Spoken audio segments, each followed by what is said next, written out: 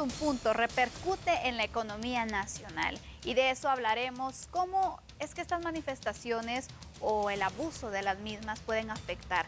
Me acompaña el licenciado Juan Pablo Carrasco, él es director ejecutivo de la Cámara de Comercio Guatemalteco-Americana y le damos la bienvenida. Buenas tardes.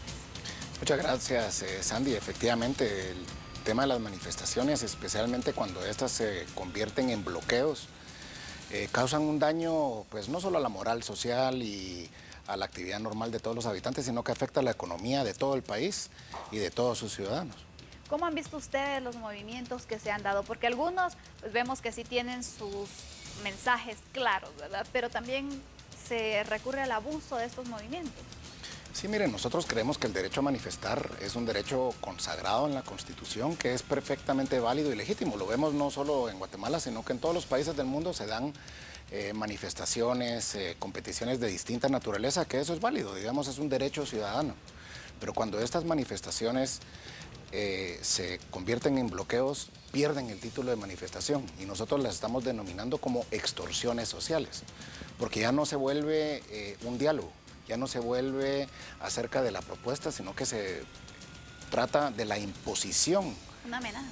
Una amenaza. Entonces yo a cualquier ciudadano yo le digo, si no cumples con mi petición, te voy a bloquear la salida de tu casa, realmente lo estoy extorsionando. Y entonces estas se vuelven una extorsión en forma masiva.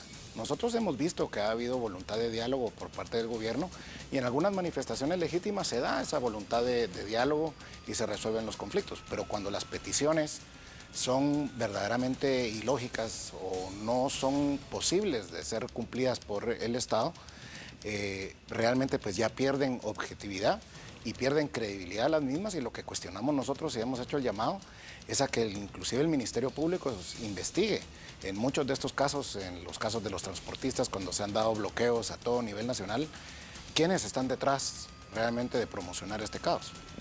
Por ejemplo, bueno, ustedes que ven mucho el tema del comercio nacional e internacional, ¿qué dicen los empresarios, los inversionistas cuando se topan con estas noticias de bloqueos, manifestaciones? ¿Qué piensan? Bueno, mire, Guatemala es un país que compite por la atracción de inversión con toda la región centroamericana. Es decir, Guatemala no es el único país de la región que goza de esa posición geográfica privilegiada. Éramos líder en logística a nivel regional. Sin embargo, una de las causas de que muchas empresas se hayan ido hacia otros lugares, al sur de México, por ejemplo, o a Honduras o a El Salvador, es precisamente por la incertidumbre que hay en la respuesta de parte del Estado a los bloqueos. Veamos lo que ocurrió el año pasado. Realmente hubieron momentos en el cual hubo riesgo de escasez de productos básicos en el país por el bloqueo en los distintos puntos del país que se dieron. Las aduanas paradas, ¿verdad? Las aduanas paradas, no se podía importar, no se podía exportar. El daño económico que eso causa tiene dos escalas. Primero, el inmediato, que es el daño que se causa el día del bloqueo.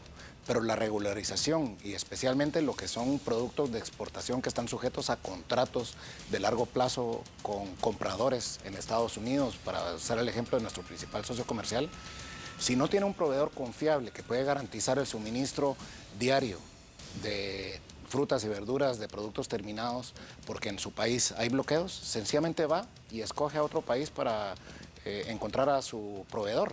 Y se pierden esas órdenes. Y se pierden esas órdenes y se pierden los contratos de largo plazo. Entonces, y ahí hablamos pues de esa segunda escala del daño de esos bloqueos, que no solo es el daño inmediato, sino que el daño que causan a largo plazo de no poder Guatemala contar con contratos estables y ser Guatemala un país que provea establemente productos hacia el extranjero.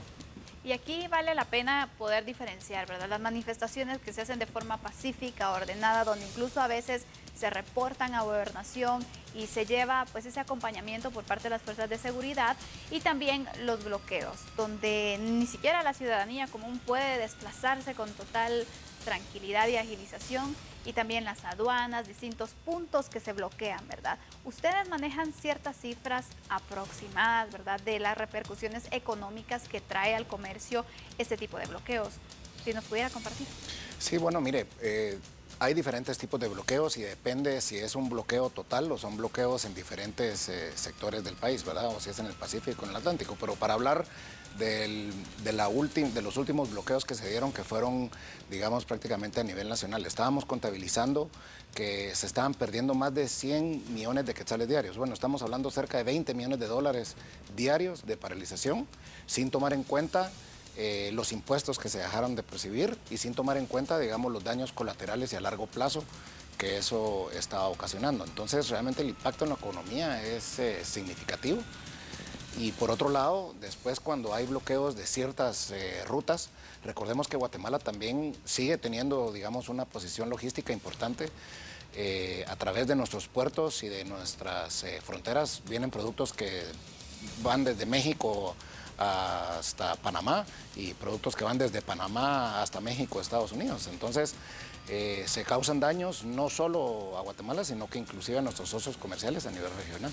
Ya para finalizar la entrevista y de forma breve quisiera que me dijeran qué esperan ustedes de este año, que ya se han dado algunas manifestaciones, pero qué esperarían para el resto de los meses que nos espera todavía el 2017 respecto a estos movimientos. Mire, primero es un llamado a la reflexión por parte de aquellos manifestantes que puedan considerar tener peticiones legítimas, que existen instituciones del Estado, hay un Estado de Derecho en el cual se deben de canalizar, digamos, estas peticiones por los mecanismos legales. Y si hay necesidad de hacer una manifestación o deseo hacer la misma, sin bloquear la libre locomoción. Eso desde el punto de vista de los manifestantes legítimos. Ahora, de parte del Estado, nosotros esperaríamos dos cosas. Uno, que se cumpla con la Constitución Política de la República y con las sentencias de la Corte de Constitucionalidad que le ordenan al Ministerio de Gobernación a liberar siempre el paso y a que se tomen las medidas de seguridad necesarias para que se garantice la libre locomoción de personas, bienes y productos. Y por último, un llamado al Ministerio Público para que investigue quiénes son los que están detrás, quiénes son los líderes que están detrás de las manifestaciones violentas, especialmente de las manifestaciones en las cuales se dan esos bloqueos, para que realmente pues caiga el peso de la ley sobre esos líderes que están ocasionando todo esto, porque si no, esto nunca va a terminar. Y va a ser, mire, a la altura que estamos del año 2017 y ya se están dando este tipo de amenazas inclusive y bloqueos, es indispensable de que si se va a hacer justicia se haga en todos los niveles y en este que es tan importante para la economía nacional. Gracias, licenciado, por acompañarnos y exponernos pues estos puntos, las cifras también que veíamos. Y bueno, hasta aquí llegamos con nuestro tema de hoy, las manifestaciones. Esperamos también les sirva a usted para poder analizar este punto. Hasta aquí entonces con la información. Mañana los espero con un nuevo tema. Feliz tarde.